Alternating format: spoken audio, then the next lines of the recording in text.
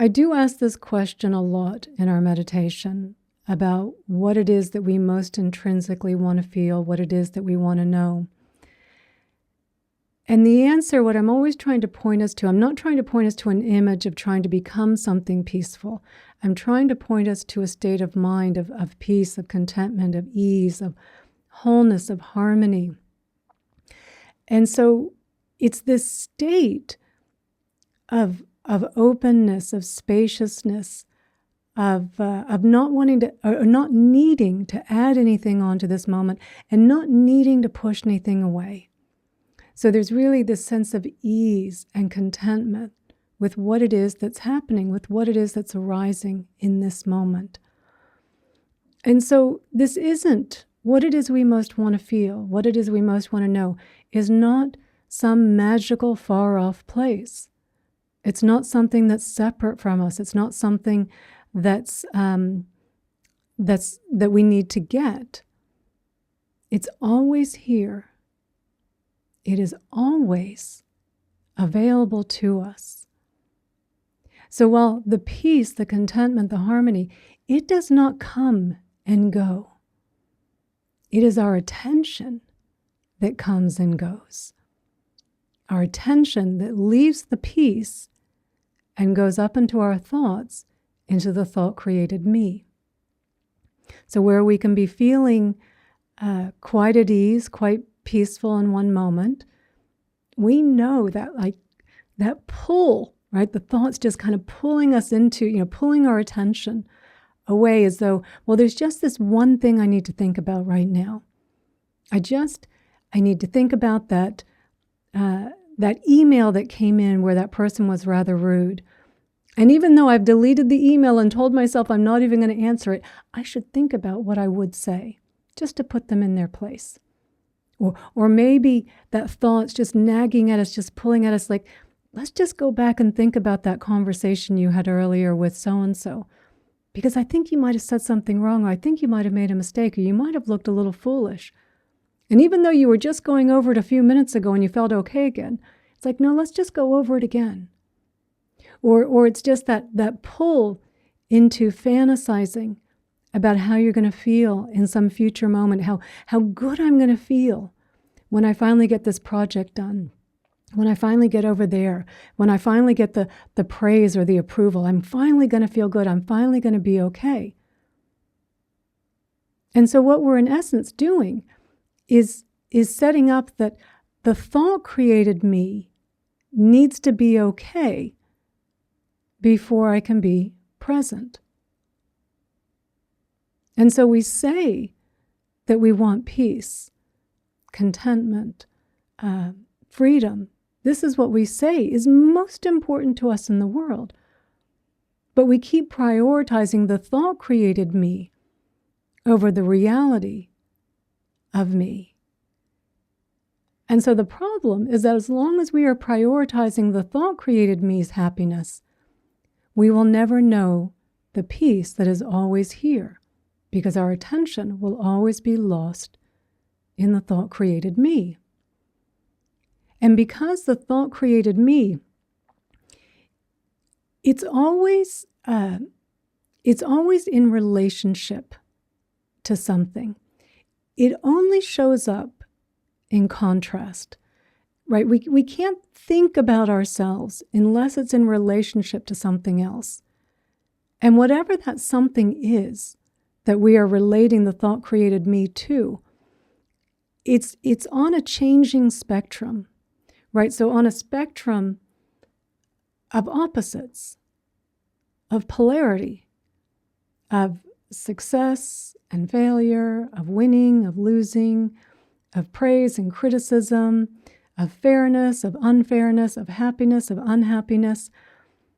And while on one side of the ledger, what we would consider to be the unpleasant conditions, the failure, the losing, the criticism, the pain, right?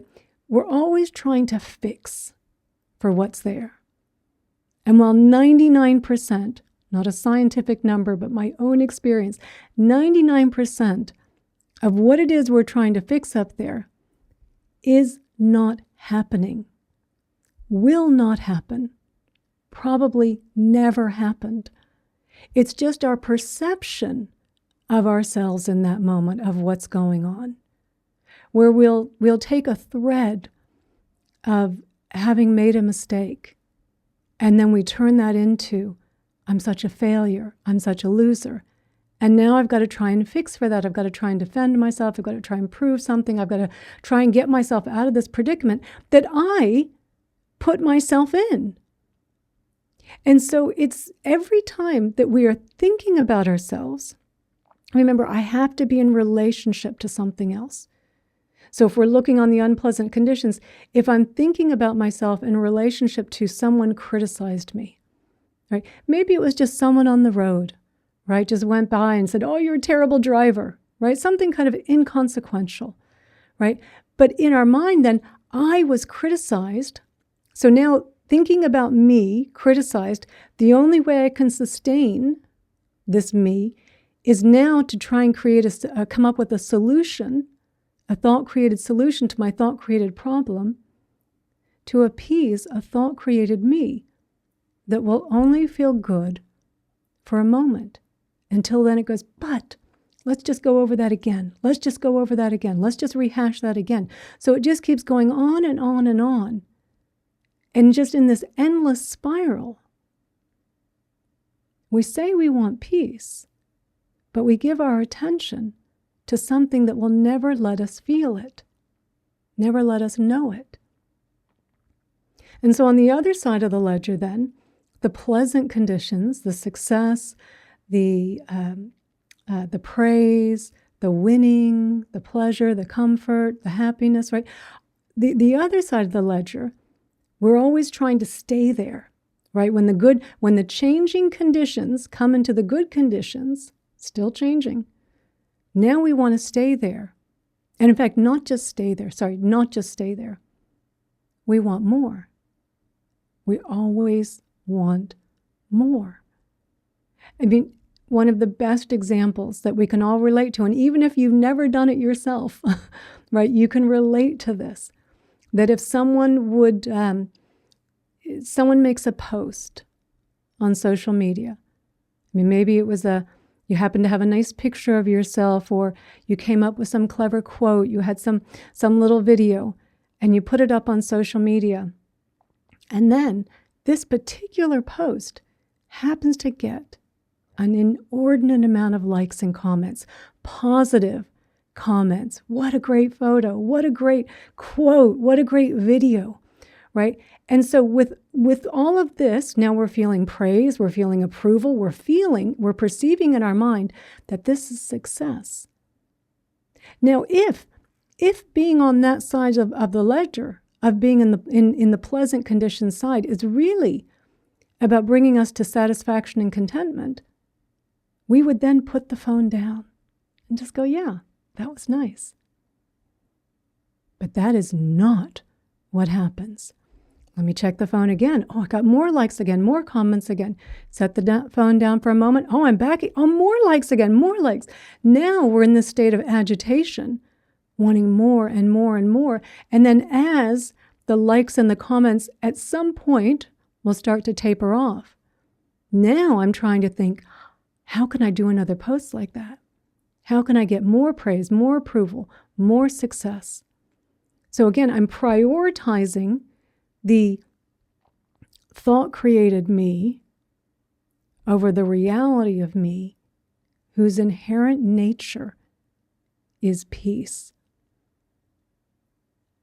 So no matter where we fall on the spectrum of changing conditions, if we are pushing back on a problem that we are perceiving most likely not happening, never happened, will never happen, but if we are pushing back and we think it's just this one problem, there will always be another problem behind it. It's endless. And on the positive side of the ledger, on the wanting, it's not just this one more thing. It's not just a little bit more. It's endless wanting, agitation, needing more. So again, we say we want peace, but that is not our experience. Because what's missing always what's missing in the peace, in the contentment. What's absent is the thought created me. It can't be here. Because remember, it's always in relationship to something. It's either pushing back or it's wanting more. And it's always just saying, it's just this one thing. Just as soon as the kids are out of the house, then I can finally be happy. Or this visitor is finally gone, then I can finally be at peace. Or as soon as that relationship gets fixed, then I can be present. As soon as I finish this project, then I can be present. But it is never ending. It is never ending. And it's just a lie we tell ourselves, because the nature of the thought created me, in order to sustain itself in relationship to something, is that there has to be some type of agitation against it. I need more of it, or I've got to push back on it. And I'm not suggesting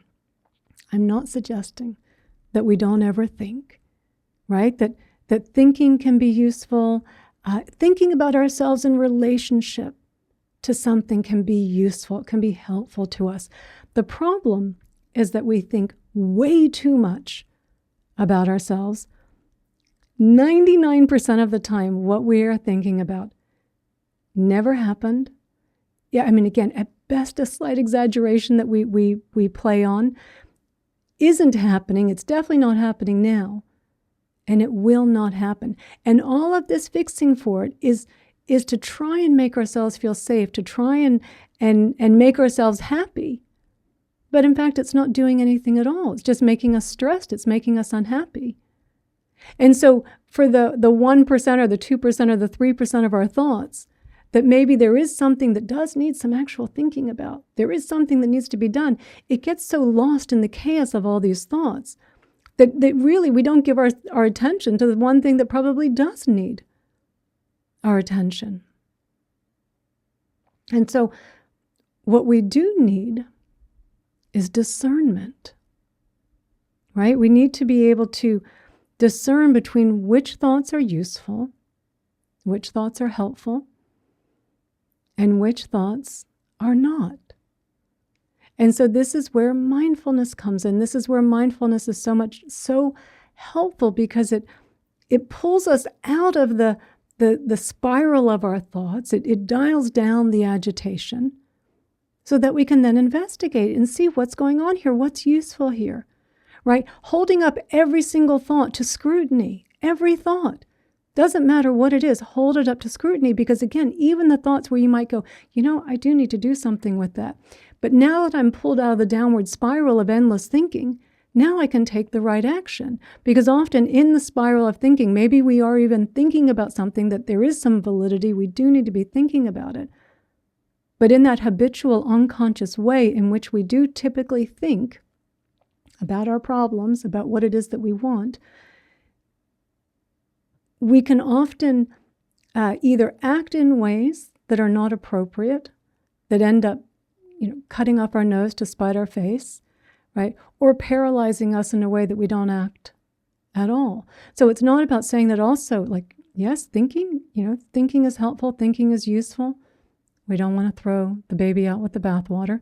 We do need to be more discerning, but also because it helps us to see when there is something that needs to be done. And then we can act with it act in a way that is skillful, in a way that is guided by wisdom and compassion, instead of from a place of lack and fear and greed and desire, which often ends up harming us more than it's doing us any good. And so I do love the acronym, and I know we've gone over this many times about mindfulness, and I'm going to keep saying this in just so many different ways to lead us here, because the default is just to be in this endless thinking. And so the more that we can be reminded of what the practice is, to ensure that we really are doing it properly. So just to remember again, RAIN, recognize, allow, accept, acknowledge, investigate. And the N can either be for nurture, or I should say probably there should be two N's, or the nurture can be an optional N. And then no self, no thought created me. that that's where it should be taking us in the end, because it's bringing us back into presence.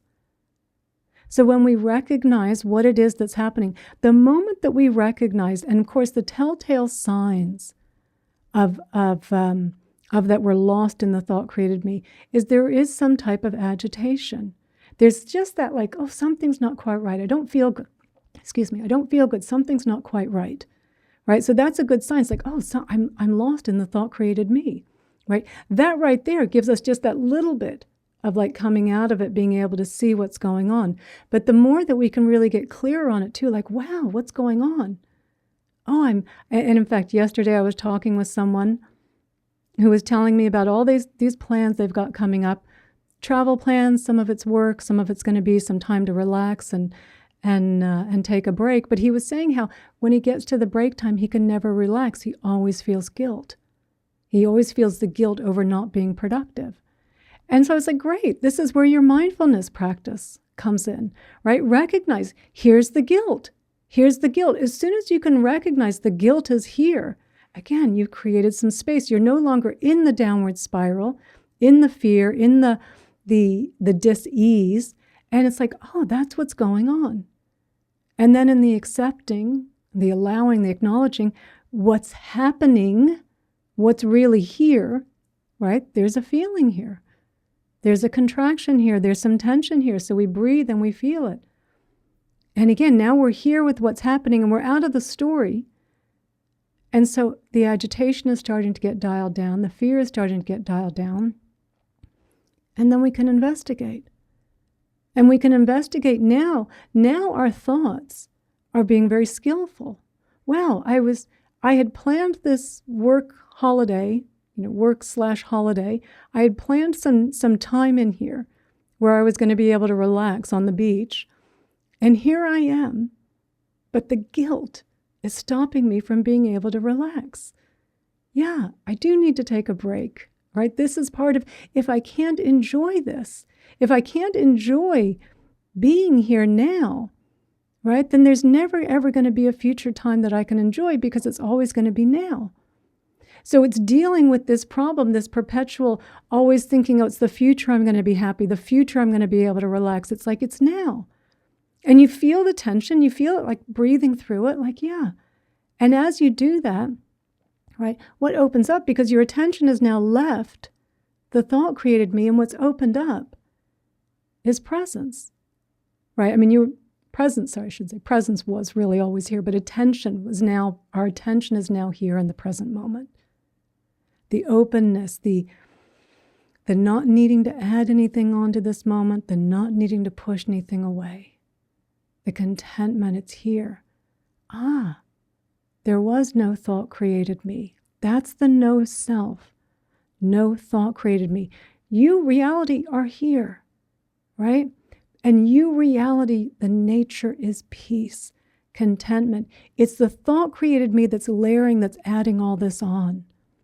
So anytime we're able to recognize, like, and this just happened to me the other day. I was just going through something and my thoughts were kind of spinning and I was like, oh, here it is, right? Just notice it, recognize, here's fear. Now I can notice some fear is here, right? And sometimes we can just breathe into it and just kind of feel it. But sometimes it also, it keeps coming back and it's like, no, I need to investigate this. And it is important that we do go through the whole steps, especially for something that's become quite emotional. And so you're breathing, feeling it, like, here's the fear, right? Okay, yeah, I can feel it. I can allow myself to feel the fear. And then in the investigating of what it was that I was thinking about, what I realized was, yeah, I'd made a mistake. And I felt really badly about it. And I was trying to defend myself and in my mind, this shouldn't have happened. And how can I make sure this didn't happen again? It's like, I just made a mistake. But I couldn't see it when I was lost in the spiral. The mistake was failure. The mistake was, it's always, it's always a 5-alarm fire, the way that we're kind of getting lost in it, in the thought created me, the separate self, the ego. And so it was in seeing that once I was calmed down, right, I was able to be with the feelings, and it's like, it was a mistake. All right, you got to own up to it. Yeah, because mistakes happen. It happens to all of us. We all do this. And then in the acknowledging of that, it was like, yeah, okay, just acknowledge you made a mistake. And then all of a sudden, no thought created me any longer. Peace. The mistake had happened. Couldn't change that, right? And I had to acknowledge to someone. In fact, it was important. I felt I needed to acknowledge to someone this mistake. And it was fine. And so it does lead us. It gets us out of that downward spiral as well. Every time we hold up whatever it is we're thinking up into this light of mindfulness and investigating it in a way that dials back the fear centers of the brain so that we can investigate.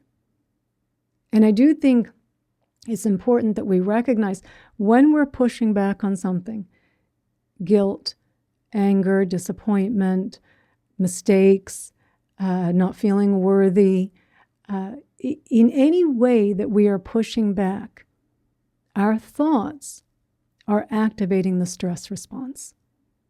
And the stress response is meant to keep us laser focused on the threat, right? If there's a snake behind me, none of you are looking at me. You can't take your eyes off the snake because that's what the stress response is meant to do. Stay laser focused on the threat. And so if a thought about I'm a loser, if a thought about feeling guilty about not being productive is creating the stress, it's very hard to take our attention off of those thoughts. They're very sticky. They're very, they're about survival, right? That's why our brain is very binary in that sense. It feels like it's about survival. And so every time that we go through all of the steps, like again, sometimes it's just something small and you can take a few breaths and it's like, I saw what was going on, and you just take a few breaths and you kind of move on.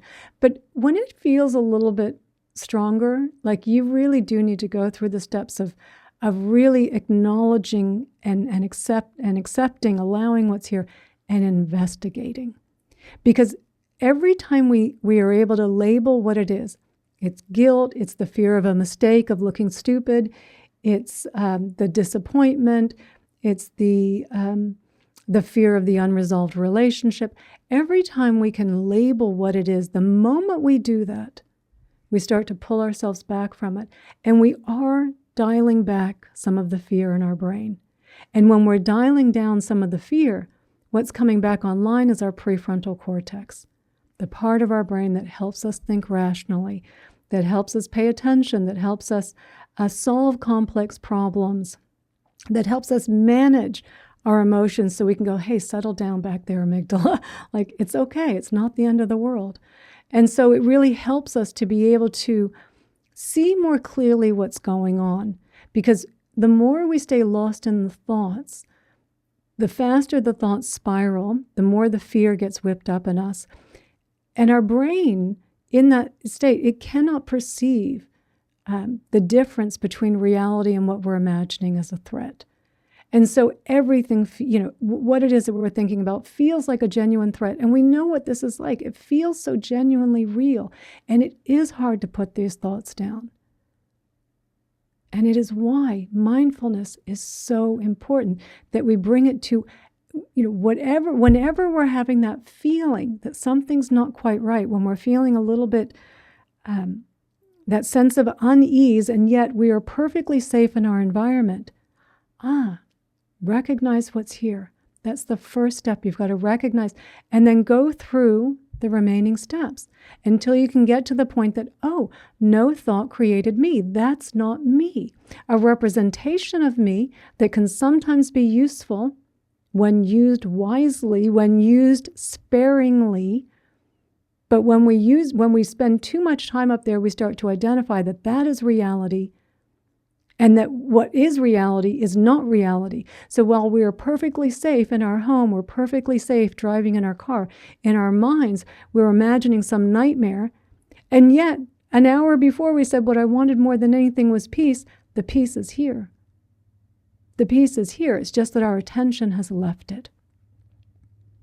And so to keep that in mind on the pushing back, that we are activating the stress response.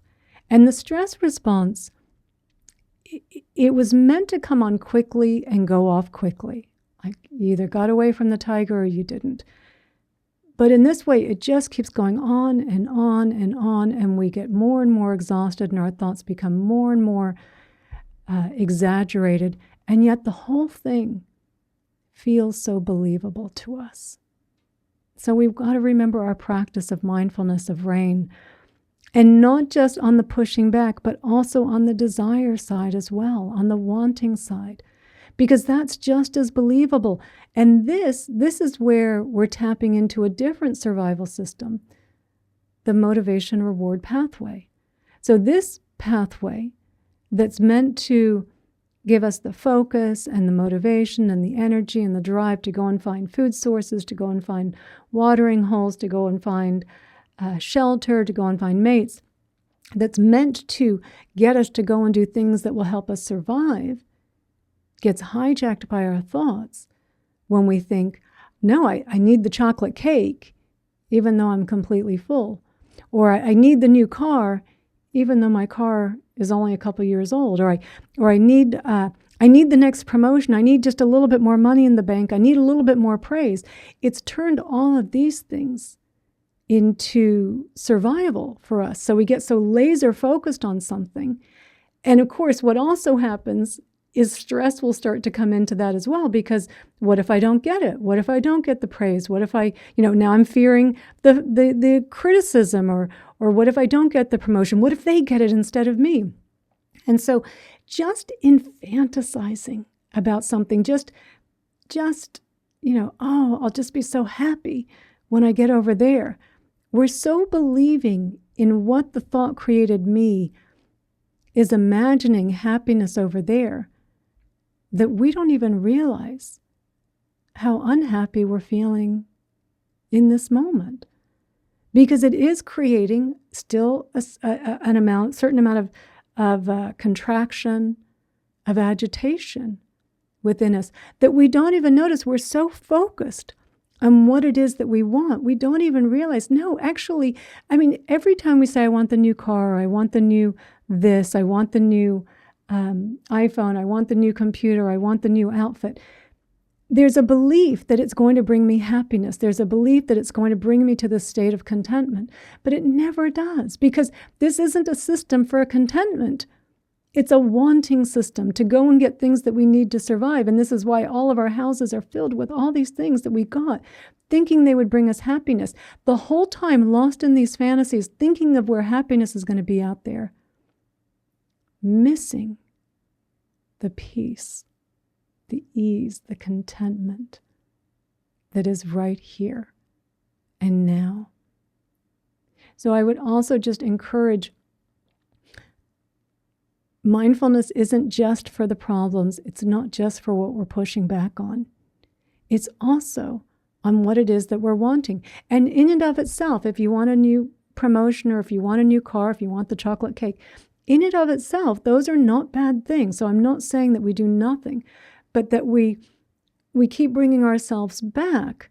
So maybe you're working for a promotion at work and you do want to make a little more money, and there's nothing wrong with that. Or you want to push yourself to learn to be, it feels good. There is a good feeling from growing in the knowledge and being able to do something at the next level. There's no problem with any of that. But if we're endlessly thinking that our happiness is going to come from getting that, then we are just setting ourselves up for disappointment. So it's okay, I find, it's okay to have some goals, hold them very loosely. Like, yeah, let's kind of work towards those things. That would be fine.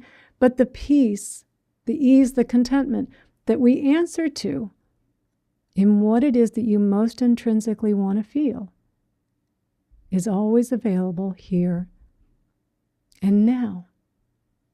It's not dependent upon anything outside of us.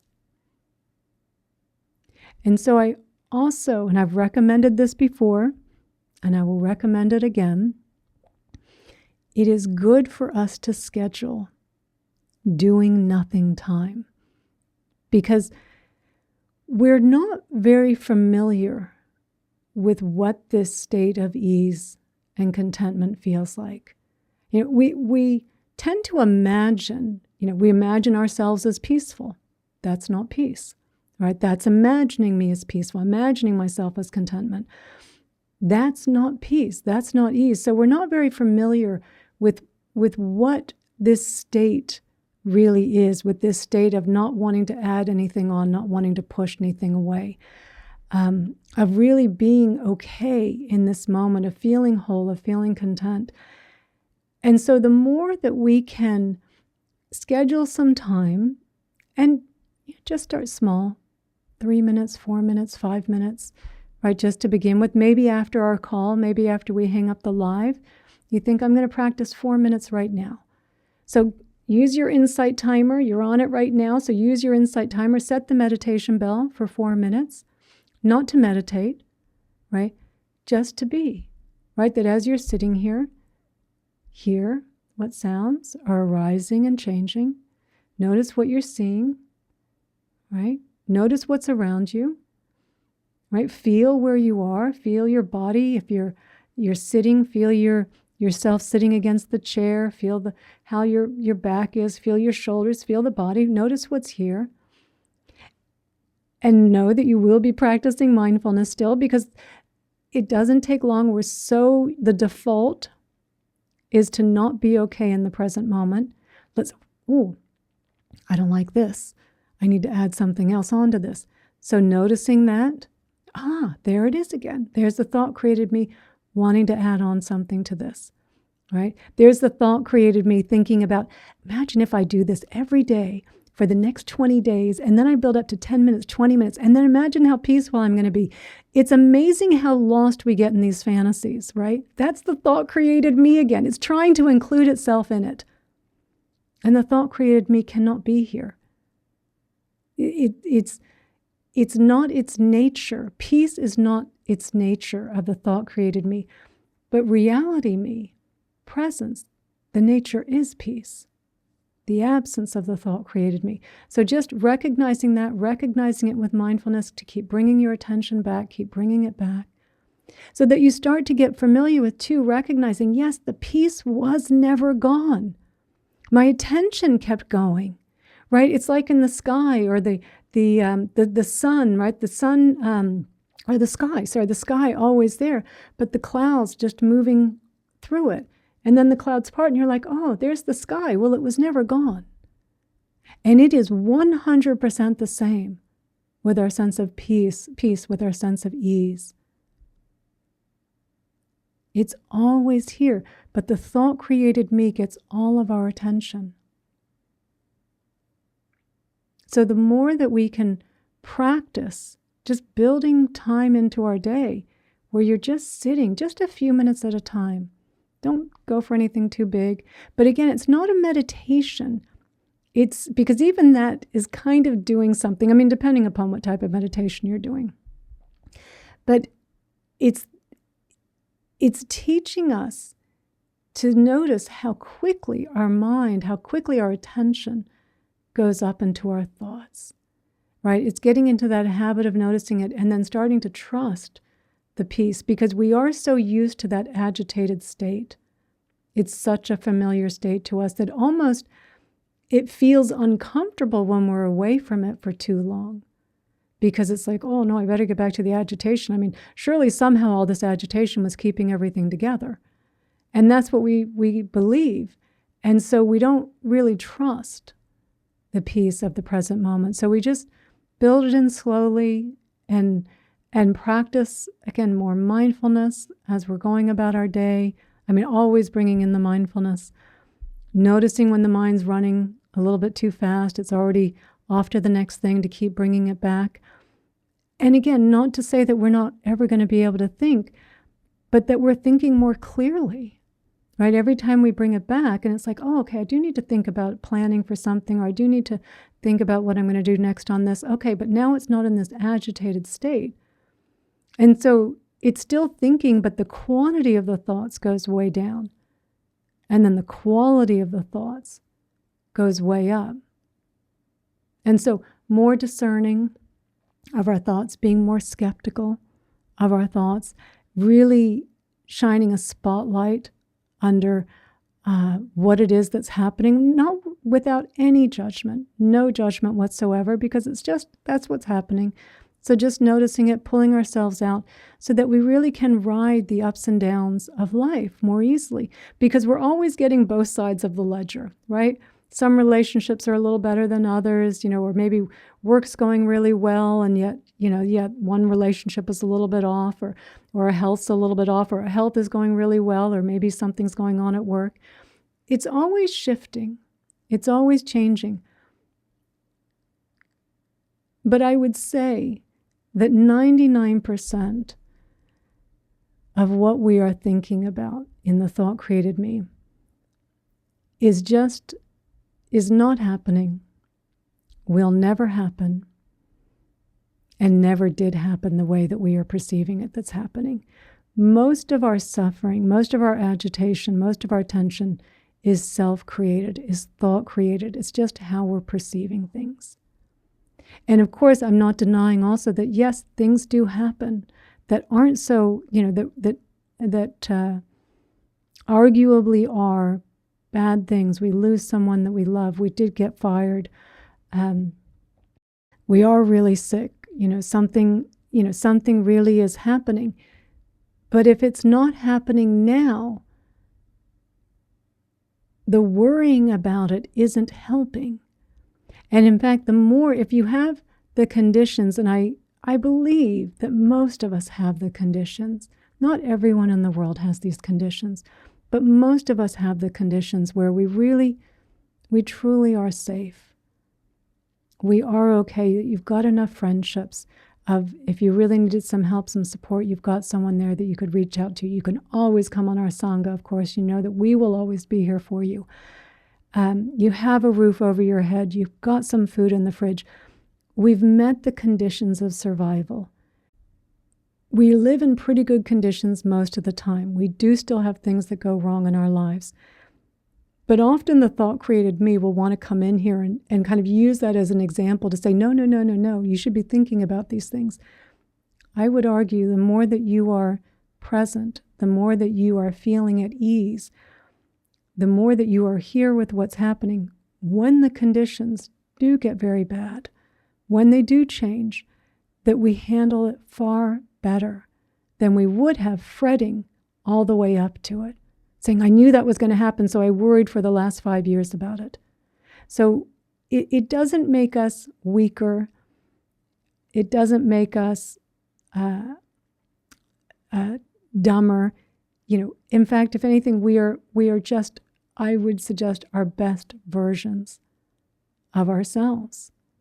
We respond appropriately with what's happening. But most of the time, what we're dealing with in the thought created me isn't happening, is not going to happen, and never did happen. It's just how we're perceiving things. So I would, like everything, I just offer this, see for yourself. Do the practices, see for yourself. If it doesn't lead you to feeling more peaceful, more at ease, abandon them. If it does lead you to feeling more peaceful, more at ease, continue. Continue prioritizing, reprioritizing, making sure that presence is at the top. Mindfulness is at the top.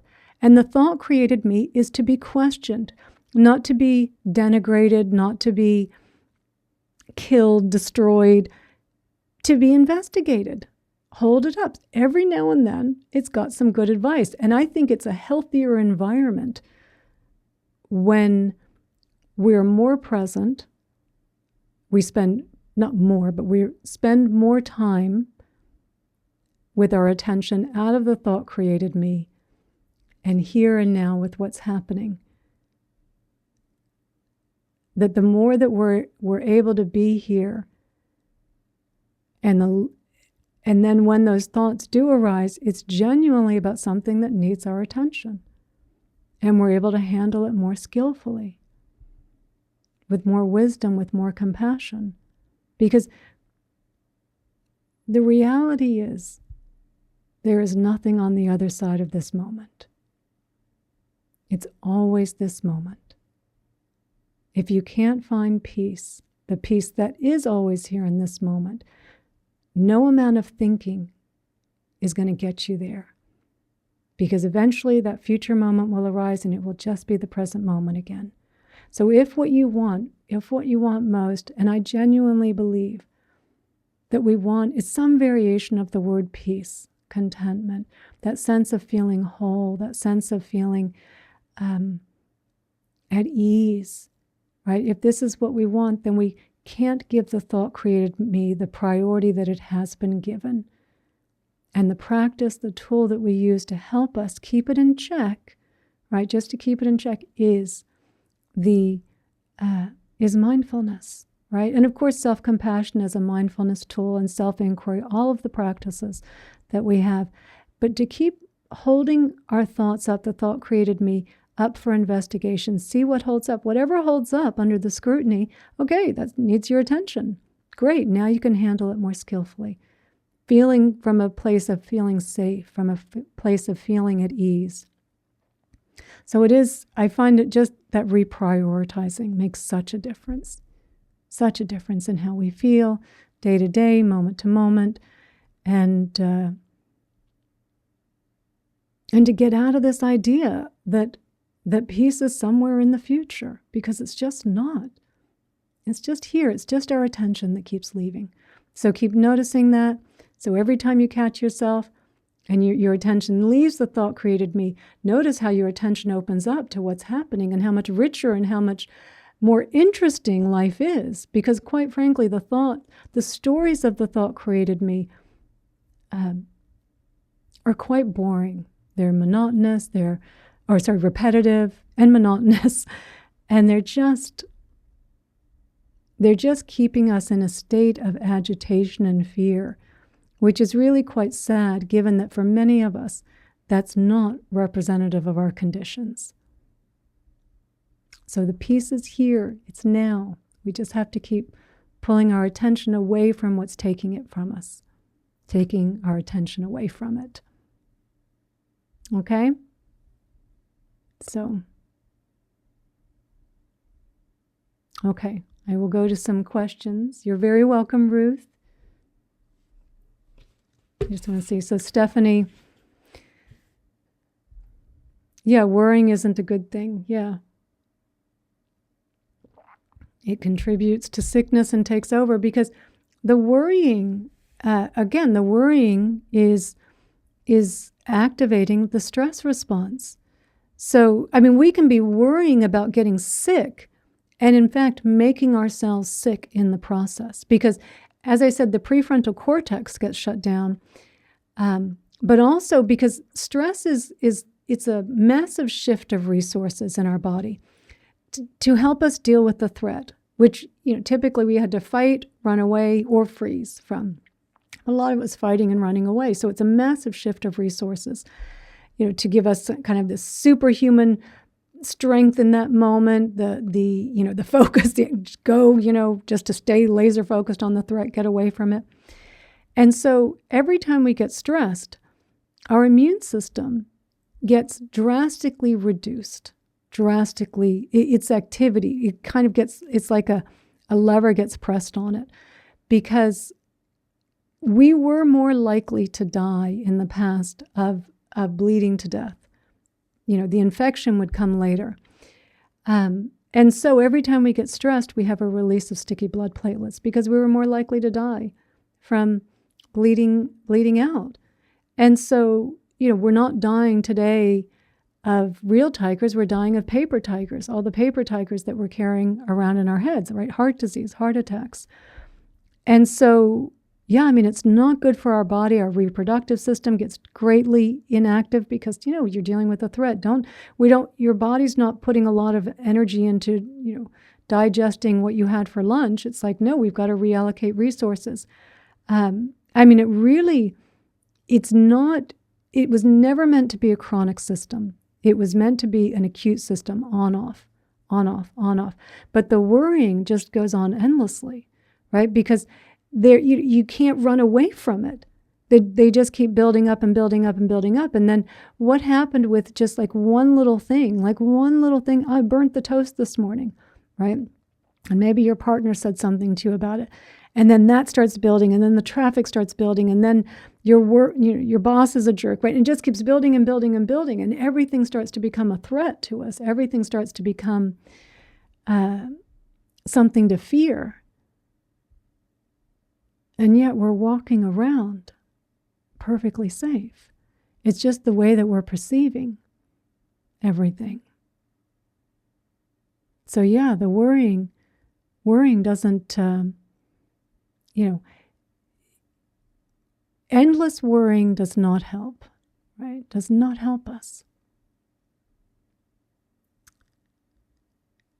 Oh, so off topic, but Philippe is asking, yeah, I did post all this. I decided that I would do, I haven't done it for a long time. I used to do this class, this series called Peaceful Minds for Busy Lives, and it was an introduction to meditation and mindfulness. And it's a good course, and I have a lot of the individual classes up on Insight Timer. And I decided January 1, I'm going to go through the 7 weeks of it, so it will be instead of this Sangha. And even though, like someone like you, Philippa, and many of you that have meditated for a long time, I do think it's still it can be very beneficial to go over these things again. I do talk a lot about the different brain systems, stress, the default mode network, the motivation reward pathway. I use 5 different mantras for 5 of the classes to help us see how the mind keeps taking us away. So in this way, I'm using peace as not. I've always been rather fond of the negation pathway, not saying what I am, because we can't say what we are, and anything we say that we are is a just thought-created image. So I go through each of the mantras as well. So it's a good basics of meditation, of mindfulness, of understanding why our thoughts get so sticky, why they get so exaggerated, why our minds wander in the first place. Like, what's the survival benefit in that? So I've just decided that I will do it again, and so I thought, I've got the first class listed on January 1st, which is a Thursday, and then we'll do every Sunday from there. So I just thought it would be kind of, I haven't done it for a long time, and January 1st. But even for those of you that have been practicing for a long time, sometimes just coming back to the basics too it can be very helpful to feel like, oh man, I thought I was doing that right. And okay, so it's, yes. So to answer your question, that will be taking over the Sangha for those weeks. Oh, good. I hope you can attend, Philippa. Oh, thank you, Julie. Thank you for the donation. Thank you. Okay, I'll go back. I know there were a lot of comments. I could kind of see them out of the corner of my eye. Okay. Paula, good to see you. And Stephanie, good to see you as well. And Jackie, good to see you.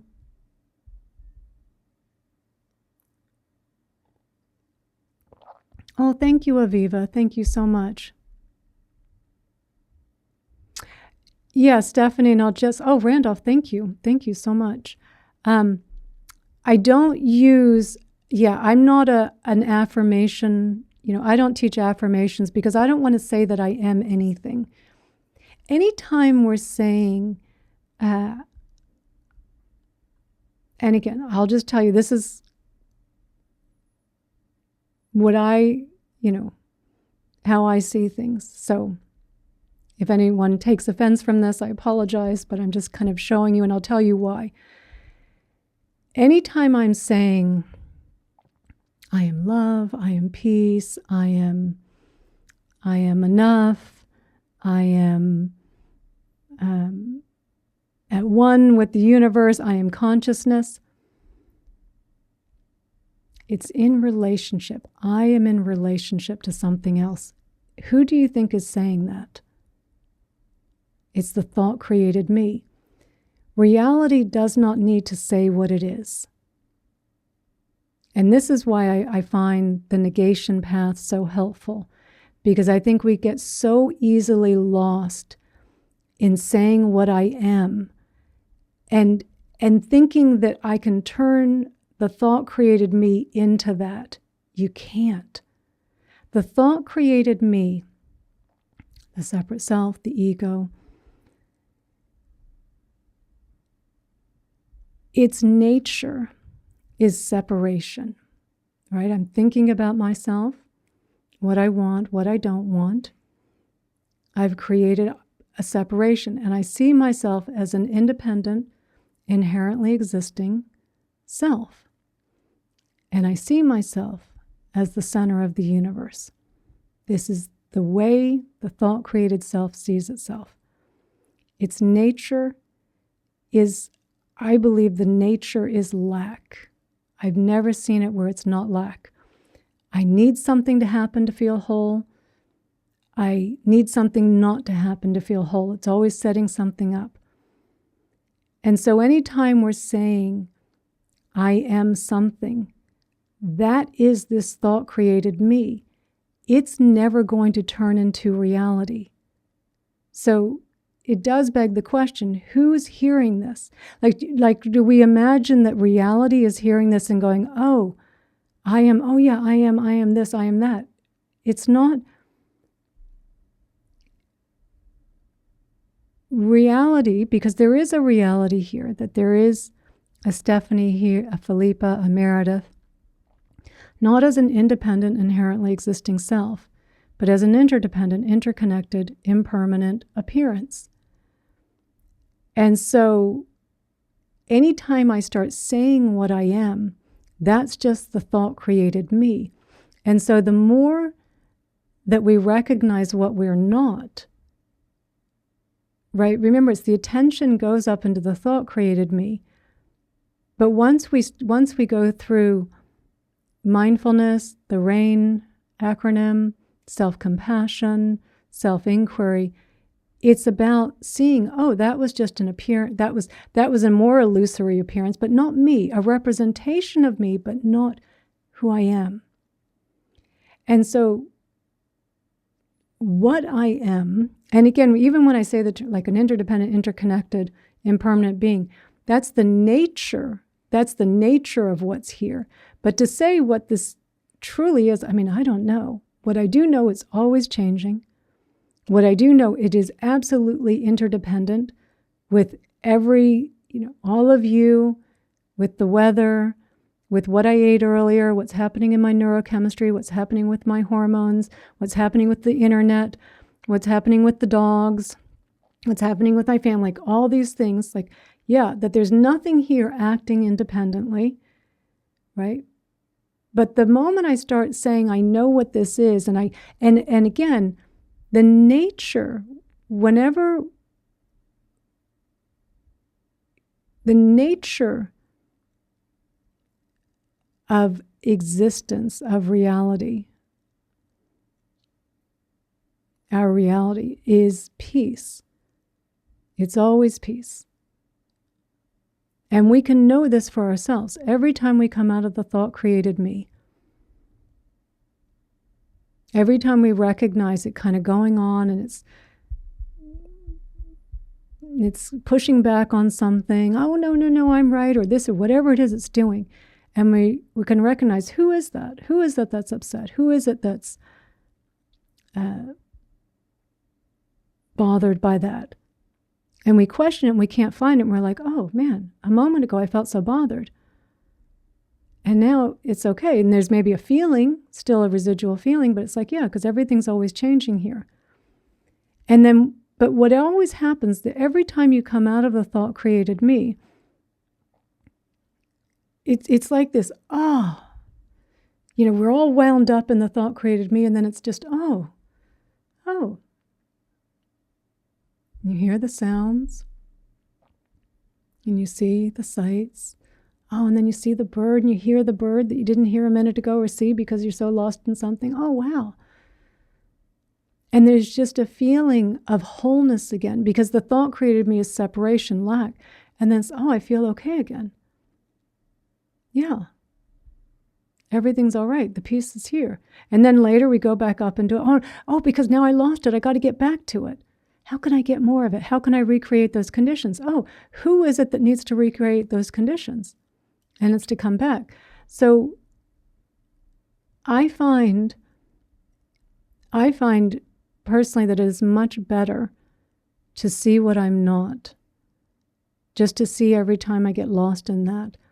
And that has given so much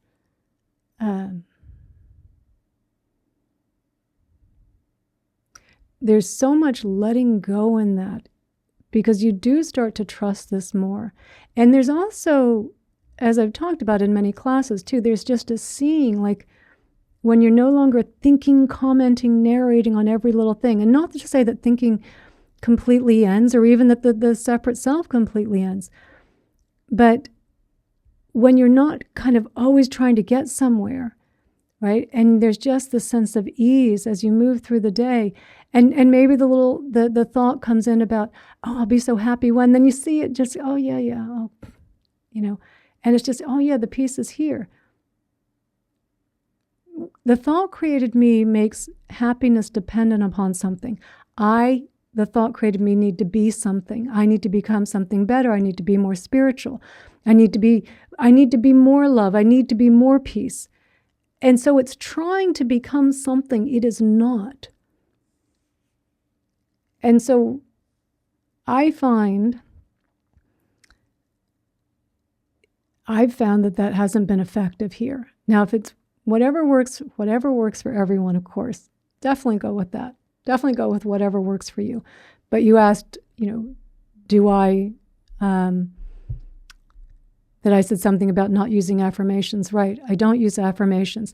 Now, mantras, and even the mantra is not saying I am something, and what it says is peace. So the mantras, the 5 mantras that I give in the course are peace is not chasing, peace is not resisting, peace is not judging, peace is not comparing, peace is not narrating. So it's a way to point us to something, saying peace is not these things, it's the absence of these things, so that we can catch it when it's happening. Because the challenge for us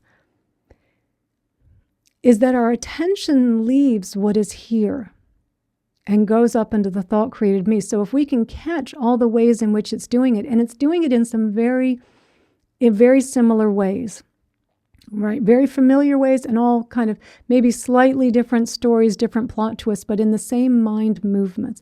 In the overarching mind movement of I need something to be happy, I need to push something away to be happy. So always in those overarching. And the more that we catch it, it's just about seeing that, and you're free of it. And the peace is here. It's not to become peaceful. It's not to become more of something. It's not to say I am everything. Because unfortunately, that's the thought created me that loves to say, oh, but I'm everything. Now I'm everything. And every time it says that, it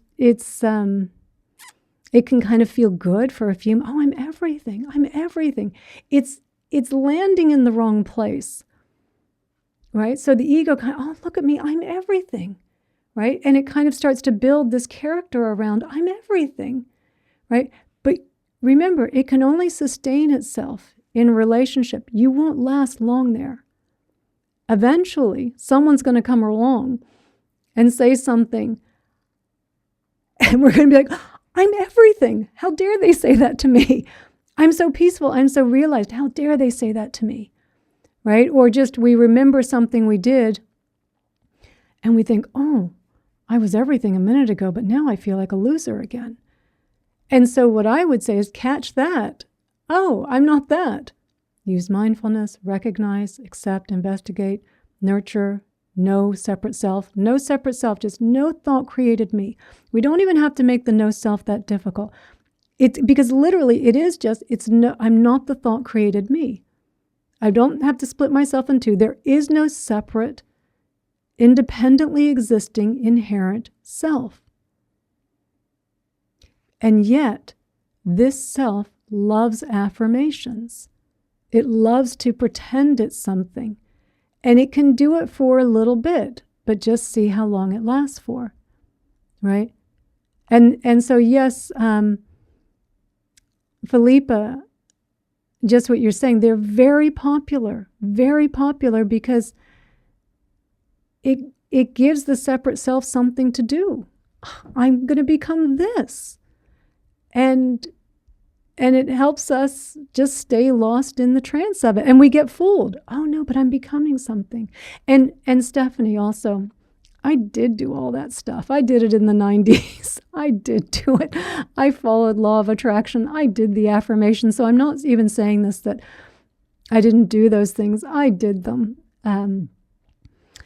And not only just in my own experience, but I see it in others. I see when people are walking around with affirmations, they have to have it tattooed on their arm, I am enough, right? I mean, that's telling me right now, you're believing you're not enough, right? And there's a polarity, I'm enough, I'm not enough, right?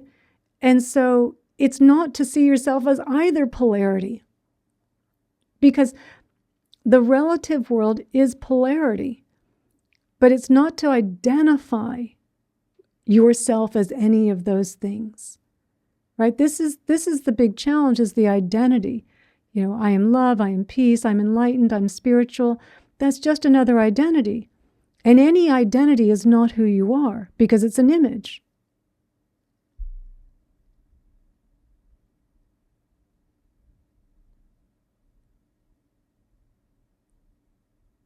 And I do find a lot of spirituality caters to the thought created me. So see for yourself. This is always see for yourself, right? I'm sharing what works here. I do it very much in the context of Buddhism, because that has been such a helpful path, and non-duality. And but we really do all have to walk this path ourselves. And some things I say might resonate. Sometimes it might be planting a seed. Some things you might just disagree with completely. And that's okay, right? Because sometimes, we just had to walk a different path.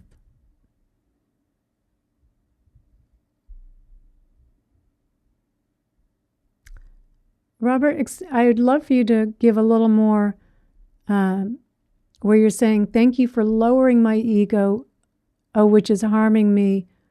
By ignoring me. I think I hear what you're saying. Yeah. Harming you because you're ignoring reality, Robert. Yeah. Okay, and I will go back again. Although, hang on, Char, I want to see what you put here. Good to see you. Char, very great point. We can't control our thoughts. And you can't control the first thought that comes up. None of us can. Like Julie and I got together the other day, and we were kind of talking a little bit about this stuff. And yeah, there's might be a first judging thought or something. Don't beat yourself up for it. This is the conditioning. So, sometimes we have a little judgment maybe towards something. But at that point, then it's the recognition. Oh, yeah, hang on a minute. Yeah, they're just their causes and conditions. They're just their causes and conditions. We can still have opinions, and we can still comment on things. So I don't think that we can say, I can't think about anything. But don't make any identities out of it. Just no identities around it. Yeah, so we can see when the attaching starts getting in, when the thoughts continue. Like that initial thought, you're not going to stop it, the initial thought. So, yeah, Angie, I'm not a fan of Louise Hay's work. It doesn't resonate here. It doesn't resonate with what I've just said to you. Doesn't mean that if it works for you, fantastic. But I'm not a fan of affirmations.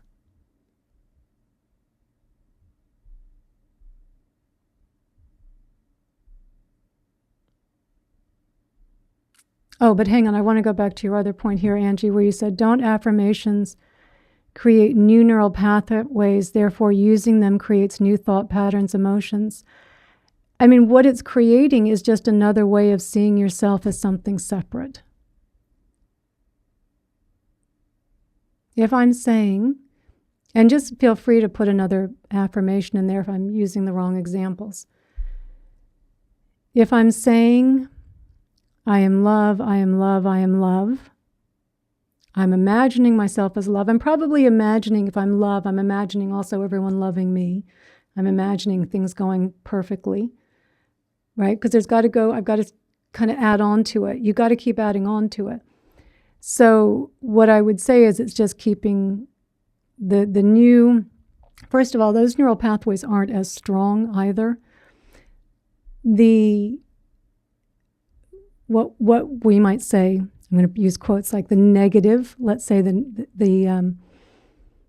or fear-based, let's say fear-based things, those neural pathways are really strong.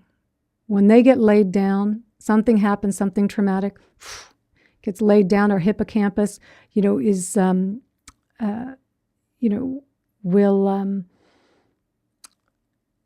a greater propensity to lay down, it's the retrieval of long-term and short-term memories and also the storage of them.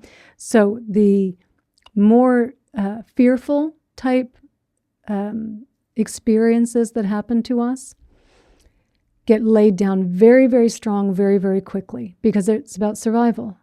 It's about survival. So those tend to be much, much stronger, first of all. But what I would say also, if I am saying I am love, now I am still dancing in the world of polarity. I will eventually get to the point and I'll say, I'm not love. Right? If I'm saying I am kind, there will be a time where I'm not feeling particularly kind. If I'm saying I am everything, there will be a time when I'm not particularly feeling of everything. If I'm saying I am enough, there will be a time when I'm not feeling enough. So we're still dancing in the world of polarity, of opposites. You're not going to land and stay on one place. That's why what it is that we're doing here, at least what it is that I'm teaching here each week, it's not about getting caught up in what you think you are. It's about seeing what you are not, because in the absence of that, there's being. And you can't put a name on it. You can't say it's something. I mean, even because we have this idea, we have these images in our mind of what it is, like I'm trying to improve myself. I'm trying to become better. I'm trying to become this better version of me. And you can't this isn't about becoming something, right? That's the trap. That's the mistake that we make. And I did that talk many weeks ago about how we've conflated self-help and self-improvement with spirituality. It's not about improving the self. If I can have high self-esteem, I can have low self-esteem, right? If I can have, confidence, what you're saying, Alice, I can be unconfident. We're dancing in the world of polarities there. It's about seeing I'm not that. I'm not that. And it doesn't mean that things will still play out. You'll still have preferences. I mean, I always joke, I still like Coke Zero. And I'm not saying that there's anything here. What I'm saying is there's a lot more time not stuck in that and a lot more seeing of what it is. A lot more being. Actually, that's probably a better way of saying just being. Not having the burden of, what does everyone think about me today? Did I get likes today? Did I get praise today? Oh no, I got criticism today. What do I need to feel more secure when I'm perfectly secure right now? Right? Think about how much time we spend trying to feel more secure and safe when we are perfectly secure and safe right now. Like, it makes no sense. It makes no sense. And so what I'm trying to teach is don't attach yourself to anything. Don't think that you are this thought-created me. It's still the ego, the separate self. It's not the reality of who you are. And one day it appears as I am love, and the next day it appears as I am unworthy. Neither of those are you, right? And so it's like, neither of that's me. Oh, not me. And then in the recognizing what I'm not, the peace, oh, phew. It's so much easier to move through life without this burden of needing to be something. And it doesn't mean, so again, I think we set up this idea that somewhere along the self-improvement, the spirituality, I'm going to become someone that never makes mistakes. I'm going to not want Coke Zero anymore because surely that's not very spiritual. I'm never going to say anything unkind. I'm going to be endlessly giving and endlessly forgiving and have endless amounts of energy to do everything for everyone. And that's just not the case. You still make mistakes. Sometimes the wrong words come out of the mouth. And if an apology is needed, an apology is needed. But a lot of the time it's just, oh, that's not me. That's not me. Whew. Because you're going to make mistakes. People are going to be unkind. People are going to see you as, again, we have this idea that when I'm so enlightened, everyone's going to notice. Everyone's going to see me that way. They're all going to treat me different because I'm very, very special, right? I've achieved this very, very special thing, this magical state. And then we get so upset the moment someone doesn't see us that way, right? It's like, because your ego set up this construct that this is what it is, because whatever you can imagine this to be, whatever you can think that this is, that is not it. You can't think yourself into this. It's seeing that the thinking that creates the thought created me isn't me.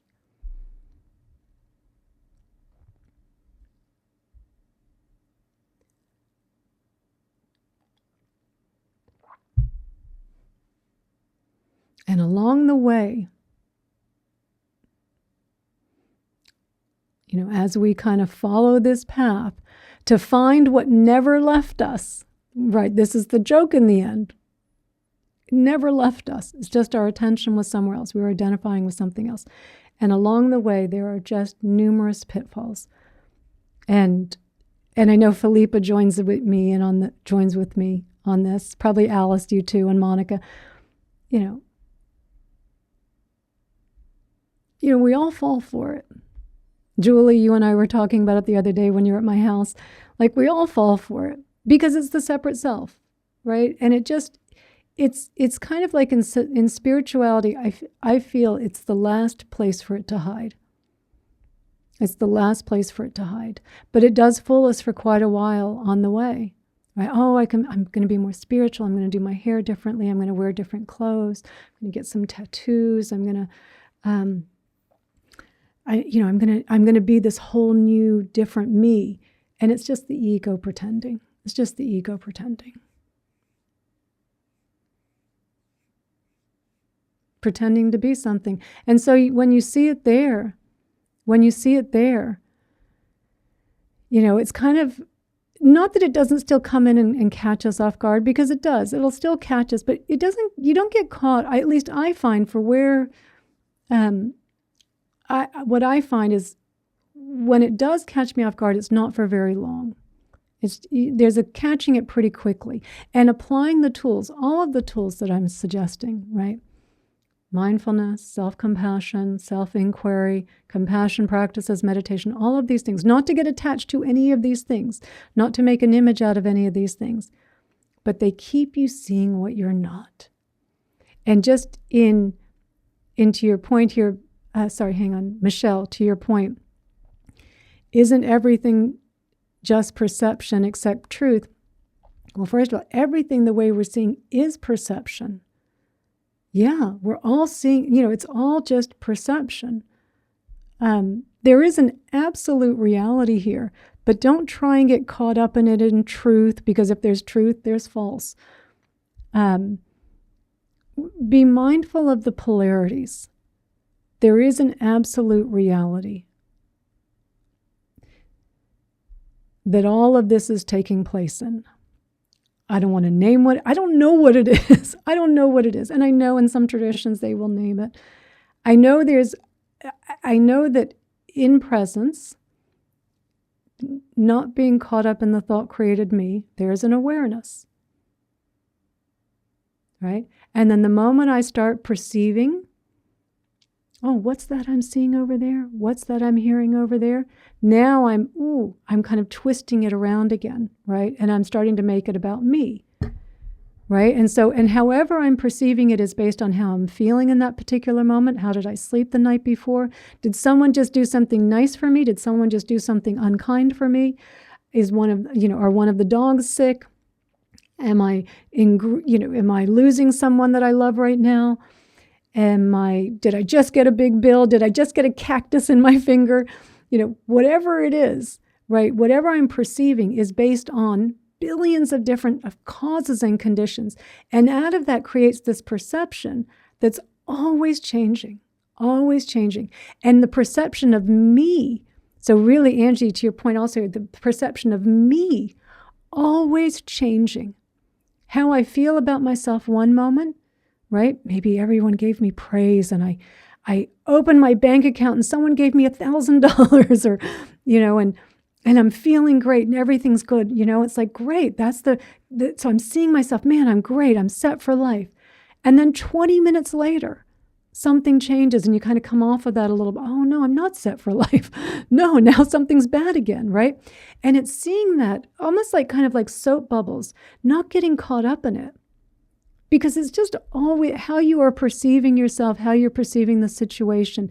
And so at best, what we can do, so Michelle, to your point, at best what we can do is to come out of, to try and get out of our self-centered perception, using mindfulness, self-compassion, self-inquiry, to be able to then investigate what's going on, to try and find the most skillful way forward that doesn't cause harm, right? In Buddhism, our number one thing is don't cause harm, right?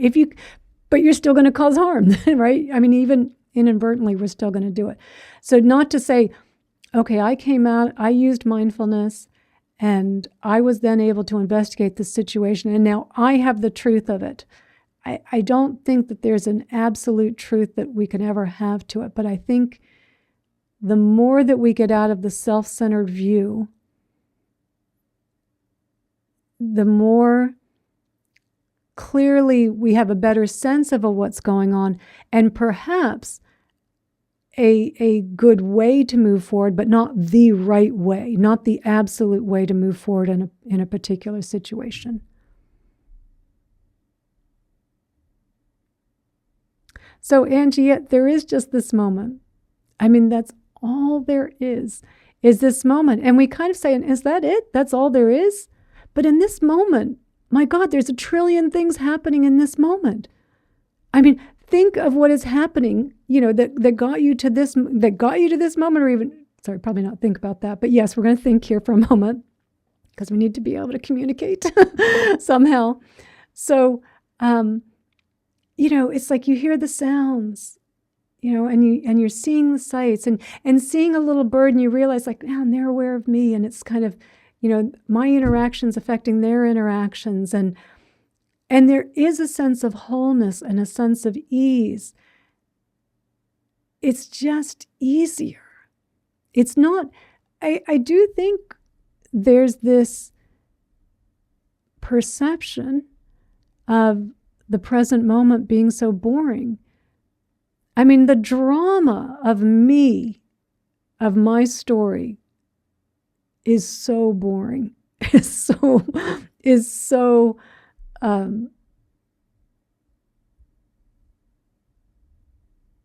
uninteresting. And yet the present moment is very interesting because it is so open, it's so expansive, it's so spacious, and there's a lot happening. We're not seeing all the little things that's happening. We're not hearing the different sounds, right? We're so fixed in our little, what am I going to get? What do I want to get? We don't really see what's happening. We're not hearing what's happening, and just things appearing and changing moment by moment. No two moments the same.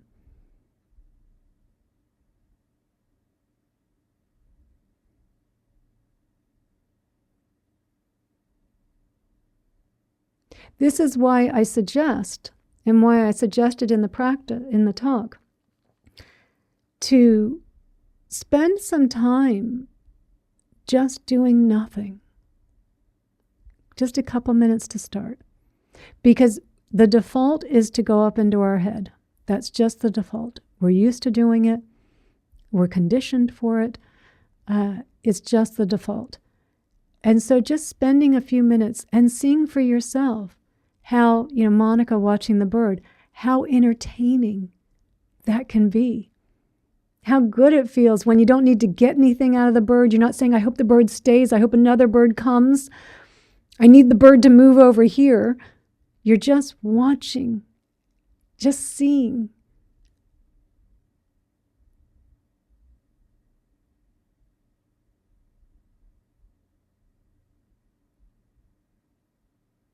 There's a great saying by St. Francis of Assisi. What's looking is what you're looking for. Don't think about that too much. But what's looking is what you're looking for.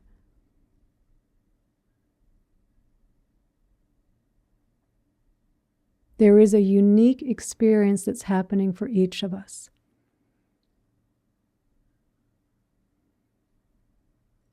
And what's looking is what you're looking for. And yes, very much it's like a Zen koan. And a Zen koan meant to stomp the chatter of the ego, the separate self. Don't think about it too much. I even have another saying for myself, because I'll do that and then I'll start to think about it and I'll go, it's not a problem if I don't think about it.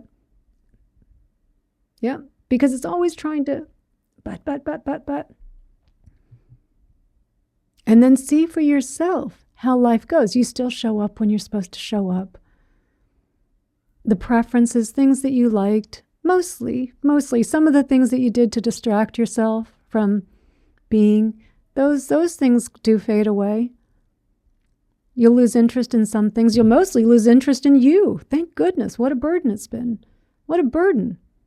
Thinking about ourselves our whole lives. What a burden. Hasn't brought us happiness. Hasn't brought us safety. And again, I just want to balance out. I'm not saying that we don't ever think, and it's helpful at times. But as long as we're very clear, that's not me. There's nothing at the end of this. There's nothing I could get in the next moment that's not available to me right now in this moment. Sure, some conditions are a little more pleasant than others, of course. But it's the chasing the pleasant and the pushing back on the unpleasant that creates so much of the self-created suffering. So, yeah, Stephanie, I think Jane Goodall, yeah. Living with the gorillas. So, D, I think Felipe answered. And I'm just going to add on to that, because thank you, Felipe, that was a great response. It will keep coming back, D. It'll keep coming back. It's going to be relentless for a while. Don't get attached to we tend to get attached to that state of like, oh, the freedom of not being burdened by the ego. And then we think it's going to stay that way. Don't think that. Oh, you're back. Okay. I recognize you're back. Let me breathe into the tension. Let me investigate. What was I thinking about? I was thinking about how I was much more peaceful yesterday. I'm not feeling so peaceful today. Okay, those are the conditions. I'm just not. So much, again, we have, especially when we're really wound up in the separate self, in the story, whatever the story of me, whatever it is that's going on. And we have that moment that something kind of, the story shuts off, whether you did mindfulness, self-inquiry, self-compassion, you come on, you're on a talk, and something kind of shuts it up for a bit. And it's like, whew, there's such a big release, such a huge, release of that contraction. And then we get very attached to that state. And then inevitably, because we don't always feel great, and I mean, for those of you that are a little older, I just find I don't, at 60, I get aches and pains. Sometimes my energy drops off on something. I just don't feel particularly good. And And, we kind of think, oh, something's wrong. And so the separate self wants to go out and go, oh, something's wrong. You're not feeling good. But it's just recognizing like, yeah, it's old age. I don't have the energy I used to have. I sure don't. And it's just accepting like, yeah, okay, I don't feel great. I don't need to attach a story to it, right? Or if a story starts to attach to it, I can see it very quickly using all the tools I'm telling you, mindfulness, self-inquiry, self-compassion. You see it again and again. And you're like, yeah, I just don't feel great. No problem. But when we're not feeling good, and then the separate self comes back and goes, oh, Dee, you were so present yesterday, Dee. You were so together, and now you're not. You suck at this, right? This is what it kind of starts to the story starts to build from there, instead of just recognizing, oh, just not feeling great. My energy's a little bit low. A little bit of a pain in the back. Okay. Yeah, maybe I can lie down for a bit, Okay. Don't push back on it. And just to also, Dee, as well, we're not controlling any of this. We're not controlling the awakening process. We're not controlling any of this. And we get a little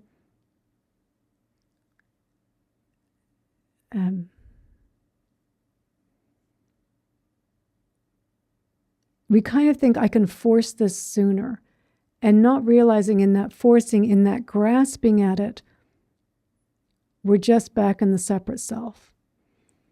And so just to recognize, oh, got a little lost. I'm not controlling this either, right? And with that, in that giving that up, like, oh, okay, it's okay again.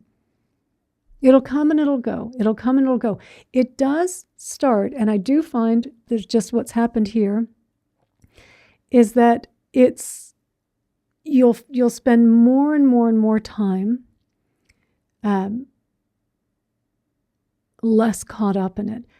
It'll still come, because I do feel there's especially in the body, I think there's kind of a remembering of the stress, of the fear, of the anxiety that just doesn't go away right away.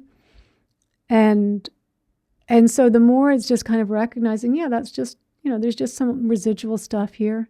There was such a habit of self-loathing, such a habit of unworthiness. It was there for so long. And it just, even in recognizing you're not that, there's still kind of these waves of feelings that come. And so the more that you can just note, breathe, feel it. Oh, okay. Whew, whew. The more that you can, okay, whew, it's just a wave. It's okay. It's okay. Okay, I hope that helped, Dee. I hope that helped. And, keep coming to the Sangha classes, because this helps. It helps to hear the message again and again. We're overriding a lot of conditioning that supports and feeds the separate self, the thought created me. And so hearing this as well, and just being a little bit, I do find on this path, don't take it quite so seriously either. I think that can work against us. There does need to be a certain amount of effort as well, but don't hold too tightly to anything. Go easy on yourself, okay? I'll just go back to see if there's, oh, sorry, Katie, that you can't see the chat, but you were able to type in the chat. I don't know what's going on with it. I will just say again to anyone, I don't know how many of you do this on your phone or on a laptop, but if you're on a laptop, it works best with Google Chrome.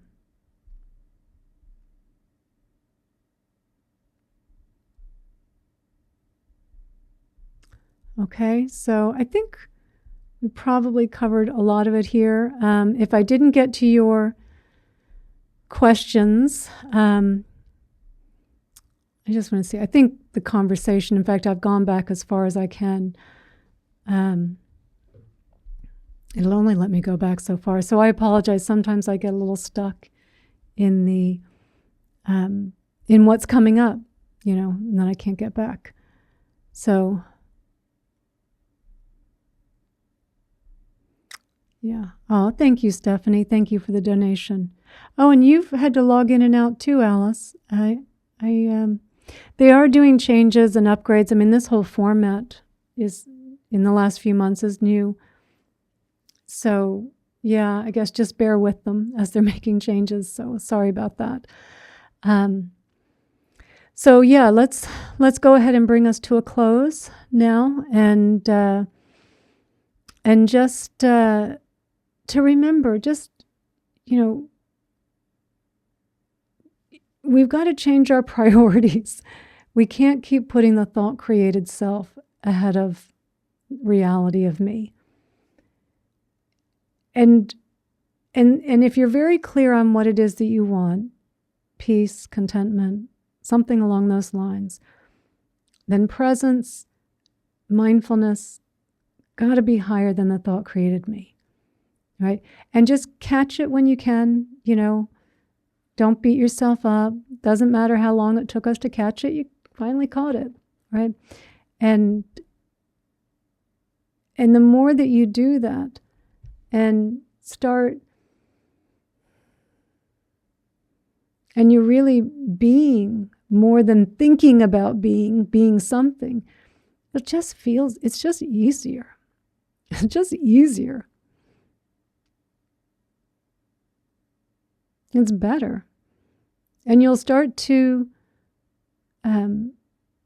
the stories of the self and me will you'll start to see how flimsy they really are and just how unkind and cruel they are to us.